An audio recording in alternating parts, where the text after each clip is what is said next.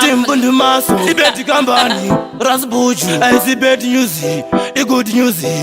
Chiremba wangu ndi boss mako pasibiti Ndingambotate zangu famba ndichibamba Ndakazvitaura kuti nditori kamba Vanoradziwa neni vese zvigamba Ndakauma musoro kuita unge raba Ndakauya kubasa Saka uchiona pandobata basa Nonzwa munhu wese wati paitwa basa Nekuti basa rachona rine mabasa Vanoziva basa Ndakauya kubasa Saka uchiona pandobata basa Nonzwa munhu wese wati paitwa basa Nekuti basa rachona rine mabasa Vanoziva basa Anga pasina kana mboitawo basa Rekuti ndiwanewo zvimabasa Asi pandaizotsvakawo mabasa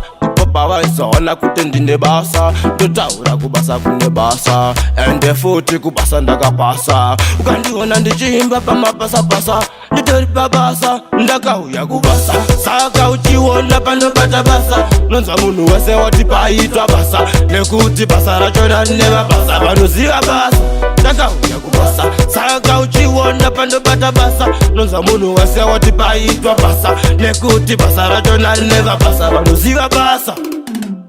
Ndiri mumutu, kubika mangoma kuita unge futu Uluchu, kudya kwenzeve akusi kwedumbu Alright again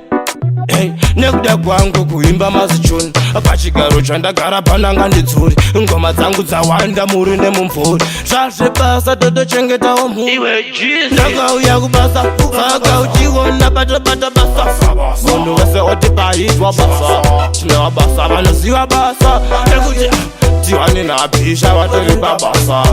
Boss mako nakinkusha babasa Alright again Timbundi maso Rasbuju Anga pasina kana mboitawo basa Rekuti ndiwanewo zvimabasa Asi pandaizotsvakawo mabasa Pavaisaona kuti ndine basa Ndotaura kubasa kune basa Ende futi kubasa ndakapasa Ukandiona ndichiimba pamabasa-basa Nditori pabasa Ndakauya kubasa Saka uchiona pandobata basa Nonzwa munhu wese wati paitwa basa Nekuti basa rachona rine mabasa Vanoziva basa Ndakauya kubasa Saka uchiona pandobata basa Nonzwa munhu wese wati paitwa basa Nekuti basa rachona rine mabasa Vanoziva basa